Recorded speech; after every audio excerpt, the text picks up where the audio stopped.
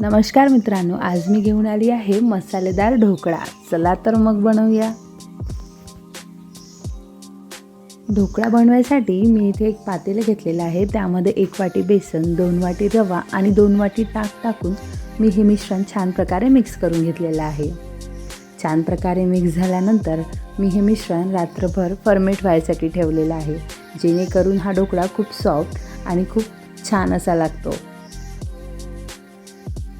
सकाळी ढोकळा बनवायसाठी घेतल्यानंतर मी या मिश्रणामध्ये 2 हिरव्या मिरच्या, कोथिंबीर, जिरं, पांढरे तीळ, जिरं पावडर, धनिया पावडर, मीठ आणि 1 चमचा इनो टाकून हे छान प्रकारे मिक्स केल्यानंतर अशा प्रकारे मी हा ढोकळा इथे बेक करायला ठेवलेला आहे। ढोकळा हा 15 ते 20 मिनिट मी हाय फ्लेमवर आणि 5 मिनिट कमी फ्लेमवर शिजवलेला आहे। आता तुम्ही बघू शकता किती छान प्रकारे आपला ढोकळा इथे शिजून तयार आहे।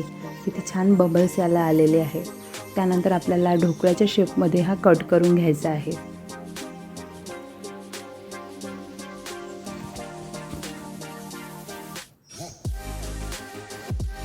पीसेस तयार झाल्यानंतर आपल्याला मसाला तयार करायचा आहे। मसाला तयार करायसाठी मी इथे एका कढईमध्ये 2 चम्मच तेल गरम झाल्यानंतर यामध्ये मोहरी, जिरं आणि कांदा शिजायला ठेवलेला आहे।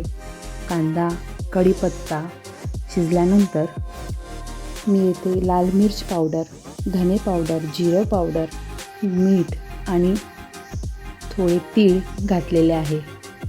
त्यानंतर मी याच्यामध्ये 2 चम्मच शेंगदाण्याचा कूट घातलेला आहे आणि थोडी वरून साखरसुद्धा याच्यामध्ये टाकलेली आहे। अशा प्रकारे छान प्रकारे ढोकळा मिक्स झाल्यानंतर तुम्ही बघू शकता किती सुंदर असा ढोकळा हा तयार आहे। माझा ढोकळा आवडला असेल तर लाईक, शेअर आणि सबस्क्राईब करायला विसरू नका।